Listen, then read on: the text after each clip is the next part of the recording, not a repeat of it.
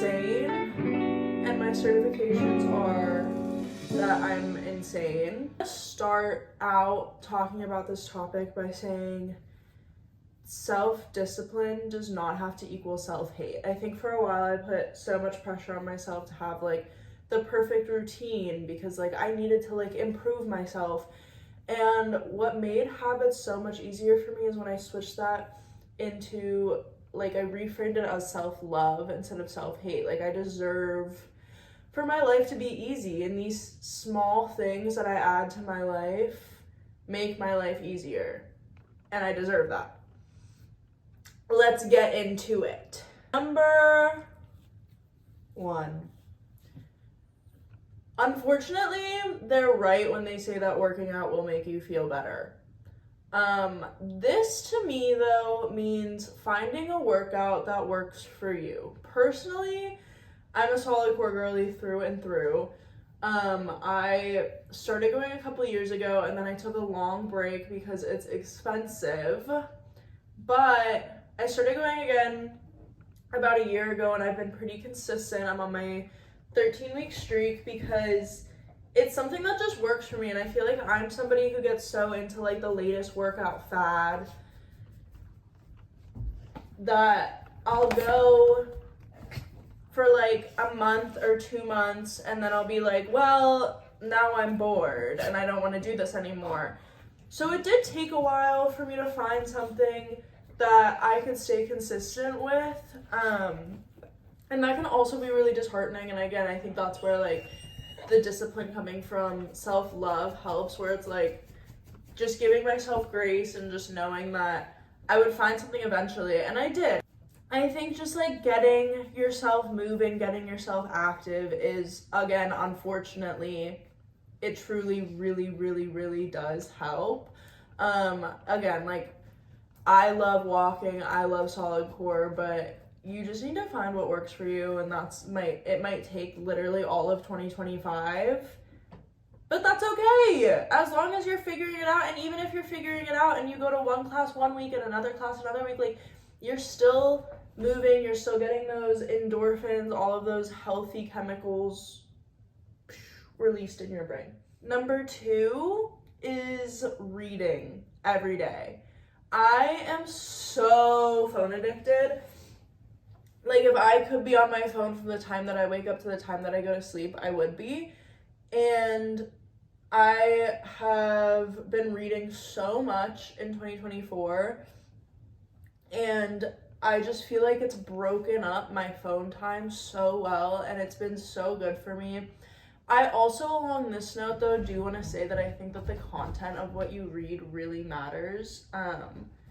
I love my like fun, fluffy rom-com books, but those are sprinkled in within what I'm reading. I hit a point this year where I was like, I can feel my brain cells dying off. Like I feel myself getting dumber, and I need to like challenge myself a little bit. I'm going back to school this year, but I wasn't in school all of last year, and there was just nothing keeping my brain very stimulated. Like the work I was doing wasn't any kind of like challenging me mentally.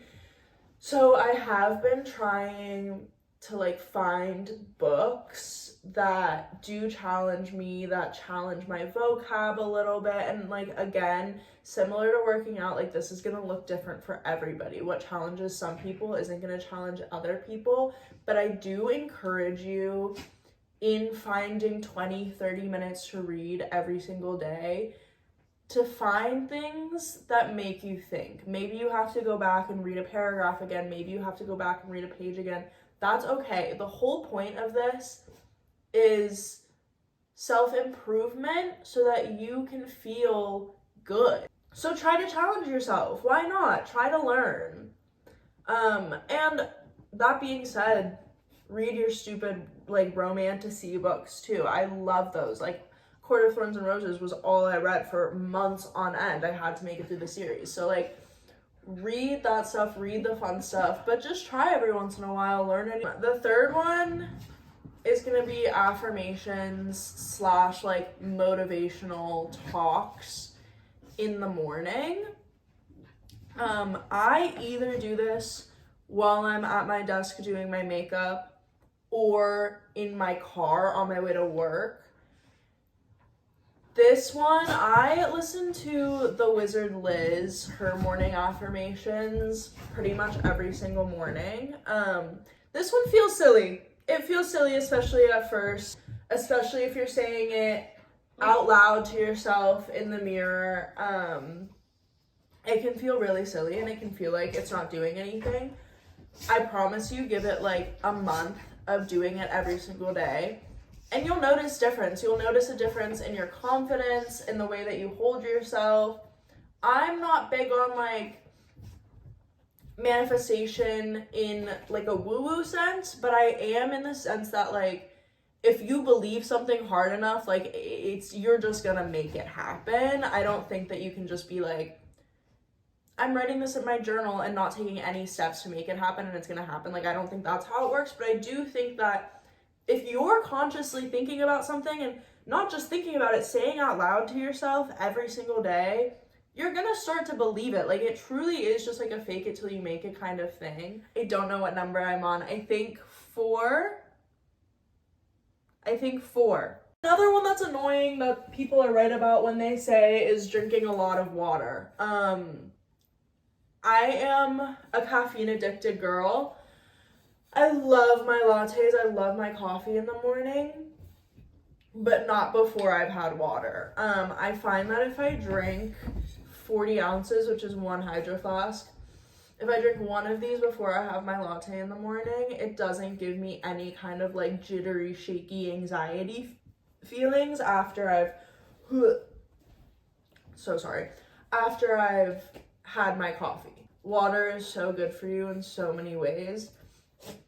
I drink probably a gallon a day, which is like 4 of these, but I'm not super strict. I was for a while really strict on like exactly how many ounces I drank, but then it stressed me out too bad and it was like doing the opposite effect of what I wanted. So now I drink as much as I can, and I'll talk about habit stacking at the end of the video, but this is one that's really easy to stack with other things. So yeah, short and sweet on that one, but drink water, stay hydrated. This last one is kind of broad, so I'm going to talk about it a little bit more, I think. This is have a realistic morning and nighttime routine. This is another one that I used to put so much pressure on myself about. I needed to have like a 7-step and a 7-step in the morning, 7 steps in the night. And if I didn't do 1 step, then I had to skip the whole thing. And I was like really getting down on myself, and my self-talk was really negative. And it was just like not the point of any of this to make me feel like that. What I mean by realistic is like mine, for example, in the morning, I wake up, I take my meds, I do my skincare, I do my makeup, I drink my water. That's it. Like, it's just a matter for me of consistency. Like, my morning routine is super simple. It's basically get up and get ready, but I just do things in steps so that it feels consistent, it feels good on my brain. At night, pretty much the same thing. I take a shower, I do my skincare, I journal, I read, and then I go to sleep. Again, like super simple, keeps me off my phone mostly at night too, which is something that I'm really working on. I feel like I can't preach like take time between getting on your phone in the morning and the night, because as much as I would love to be able to do that, I'm just not there yet. So that's it for me. Like, it's just very simple. I think that you need to find the things that work for you, and I think that social media has a lot to say about morning and night routines and like all of the things that you should be doing for your well-being. What you should be doing for your well-being is what feels good to you. That's it. Like, I am in my de-influencing era and de-influenced era. Like, I had like the 60-step skincare routine that I was doing, and I was like, this is getting so out of hand. Like, going to bed uglier to wake up prettier. Like, it's just, it does not vibe with me. The language doesn't vibe with me. None of it vibes with me. So my morning and my night routine are very simple. It's very low pressure, very low stakes. And sometimes I skip it. I don't think I did my skincare last night. I was tired. It felt better to my body and my brain to get into bed. And then I just like washed my face a little bit extra hard this morning. Moving on to habit stacking, which I have found to be incredibly helpful because it's, again, something that like takes the pressure off of it. Habit stacking is basically just when you do multiple habits at once. For example, one of my habits is my morning routine.